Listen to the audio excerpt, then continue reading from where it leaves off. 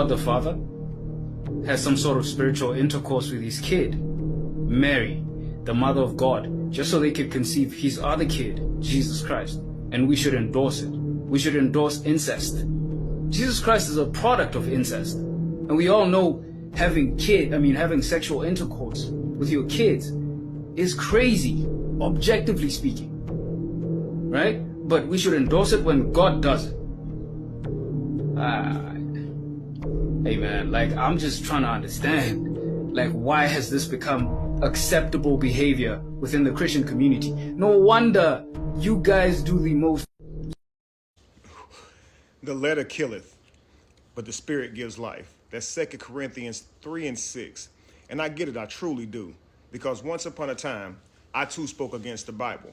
I thought it was simply a literal book of fairy tales, contradictions, foolishness, and outdated ideas. But what I didn't know then was what so many don't realize now. The Bible, like the ancient text before it, was never meant to be taken literally, read literally, or any of that. The writers of these stories didn't even know they were authoring the Bible as we know it today. They were passing down ancient wisdom, encoded in poetry, parables, and the movements of the stars, the sciences of the heavens, the very forces of nature itself. What we're dealing with is not history, it's mystery. It's symbolic storytelling about spirit and matter, life and death, light and darkness, not the literal flesh, no. And so when we hear people mock the story of the Immaculate Conception, imagining it as divine incest, they reveal that they're still stuck seeing only with the fleshly eyes. And I was there, but they're not seeing with the eyes of the spirit. And they're absolutely right if they're reading it literal. But I want to broaden your view, okay? It wasn't written to be taken literal, okay? So let's be clear. The story of Immaculate Birth is not new. It wasn't original to Christianity at all. It's a story that has been told forever, over and over again around the world. In Greek mythology, for instance, Zeus, the god of the sky, he fathered many children through miraculous or mysterious births. Hercules, Perseus, and others were said to be born through divine means, representing the merging of divine power into the human world. And even in what they call Egyptian mythology, but I call it science, Osiris and Isis, brother and sister, came together to create Horus the falcon-headed savior figure.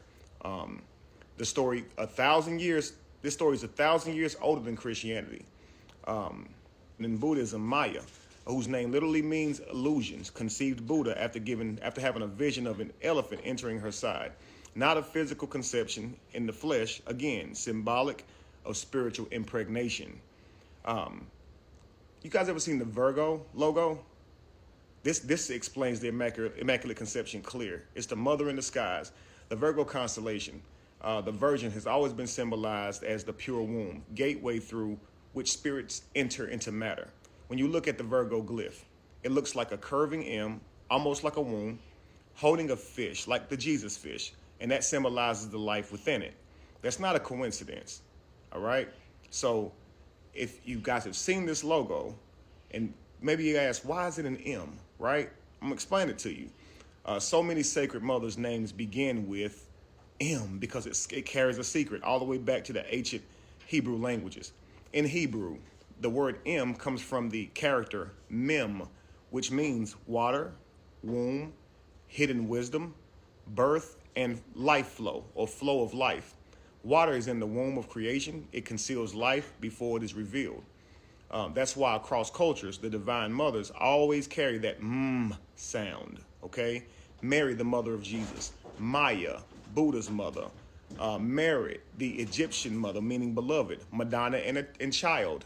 Mashe, which is Isis' mother, or Isis' original name, which means drawn from the waters.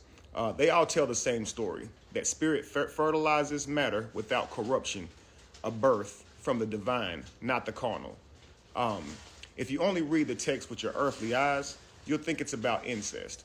But if you read it with your spiritual eyes, you'll see that it's about divine consciousness being born into the world. Just as sunlight touches the earth, without intercourse, but life still bursts forth.